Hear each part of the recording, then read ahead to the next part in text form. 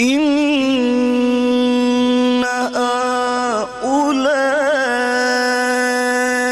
هؤلاء